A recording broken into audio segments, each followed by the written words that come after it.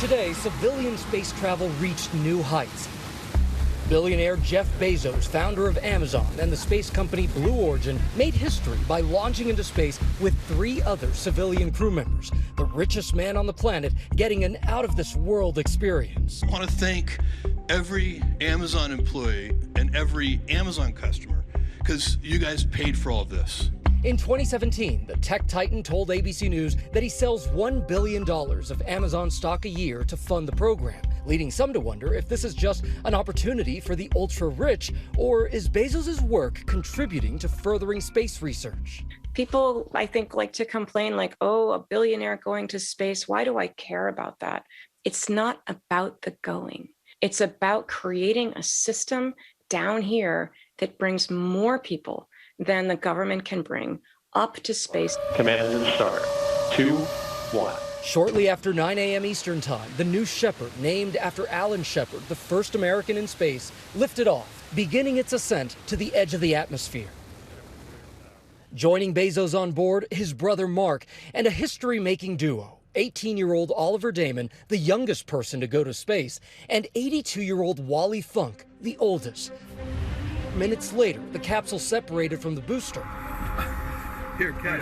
And the crew began experiencing microgravity. Here it comes. That's incredible. Space. At about 328,000 feet, they passed the Kármán line, the internationally recognized boundary between Earth and space. Around 7 minutes into the flight, the booster touched back down on Earth. The capsule holding Bezos' team followed shortly after, floating down gently. You're just gonna plop.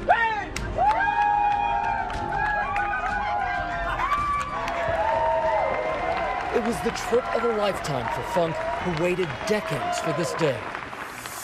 In 1961, Funk became the youngest member of the Mercury 13, the first group of women to be put through rigorous astronaut training as part of a Women in Space program, designed to determine if women were as capable of handling space travel as men. Despite completing the training, Funk would never get the chance to fly because the program was canceled. Yet she prevailed, becoming the first female air safety investigator for the NTSB and the first female inspector for the FAA. Wally! And now, I'm gonna be in that window! she's finally an astronaut too. The best spin I've ever had in my life. And I've had lots of them. Seeing Wally in space meant everything to me, and I think will mean so much to so many women. Bezos and his brother Mark spoke to my colleague Michael Strahan. Greatest day ever. Amazing. I mean, speechless in a way. I don't have the talent to put into words what we just experienced. There are a lot of people who look and they go, you know what, billionaire, spending a lot of money to go to space, but this is bigger than that. Things like this inspire kids, and that's a big deal. The other thing that's a big deal is we need to get good at going to space so that we can save the Earth. Bezos, whose name is arguably synonymous with the online retail behemoth Amazon, began building his empire nearly 30 years ago. He has since built Amazon from an online bookstore into a global giant worth more than $1.7 trillion. He has made headlines in recent years, first with the 2019 announcement of his multi-billion-dollar divorce from his wife of 26 years, Mackenzie Scott, and most recently revealing he planned to step down as Amazon CEO in February. What do you think led to that retirement as CEO? He's close to 60 years old. His personal passion, his hobby has always been space and Blue Origin.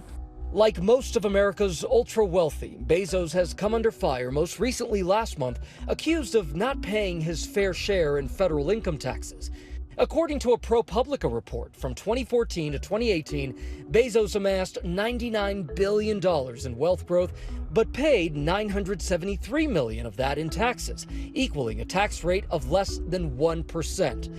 This, coupled with negative headlines over the years about Amazon workplace conditions, casting a shadow over his achievements.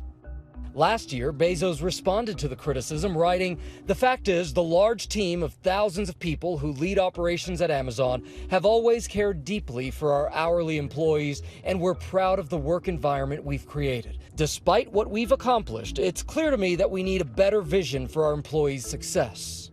The criticism is actually good because I think it's made him alter his approach. Bezos' trip was the second commercial spaceflight in a little more than a week, perhaps getting us one step closer to civilian space tourism. In a way, it's frustrating because we have such urgent problems on Earth right now, including climate change. And here Bezos is thinking centuries in the future, maybe we can have an orbiting space station. But he believes that you can do both. One of the seats on today's launch was auctioned off for a whopping $28 million. When the original ticket holder pulled out, citing scheduling conflicts, that paved the way for the second highest bidder to take his spot, allowing 18-year-old Oliver Damon from Amsterdam to become the youngest person to go to space. It was a bit more emotional than I would have thought. Oliver, welcome. His father, Joost Damon, who paid for the ticket, is a millionaire Dutch businessman and the founder and CEO of the hedge fund Somerset Capital Partners. It does seem like for the foreseeable future, Blue Origin wants to kind of run auctions and give it to the highest bidder. Who knows how long that will last? Even at $300,000, that's a pretty pricey 10-minute vacation. Anusha Ansari, who went to space in 2006, knows firsthand how expensive these trips can be. At that time, the cost of the tickets were about $20 million. However, because of supply and demand, the cost has gone up significantly. While many people have criticized investment in space tourism, Ansari says it is critical. I believe that it's short-sighted for us to say, why aren't we spending on other things? It's not a question of either or. We need to invest in both. We need this desire of exploration and gaining knowledge and furthering humanity. Bezos says the millions made from today's trip will be donated with the goal to inspire future generations to pursue careers in STEM and help invent the future of life in space. For anyone who doesn't believe space has touched their lives, I think they just need to look around them and see the technologies they use today, whether it's entertainment and TV services, their banking system, the GPS system in their cars. All of these have been developed because of the space program.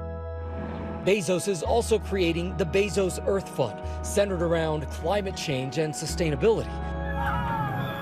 He hopes that a better life here on Earth and beyond could soon be within our orbit. We're going to build a road to space so that our kids and their kids can build the future. This is not about escaping Earth. And if you go into space and see how fragile it is, you'll want to take care of it even more. And that's what this is about. And this is going to take decades. This is a big vision, but big things start small. Hi everyone, George Stephanopoulos here. Thanks for checking out the ABC News YouTube channel. If you'd like to get more videos, show highlights, and watch live event coverage, click on the right over here to subscribe to our channel, and don't forget to download the ABC News app for breaking news alerts. Thanks for watching.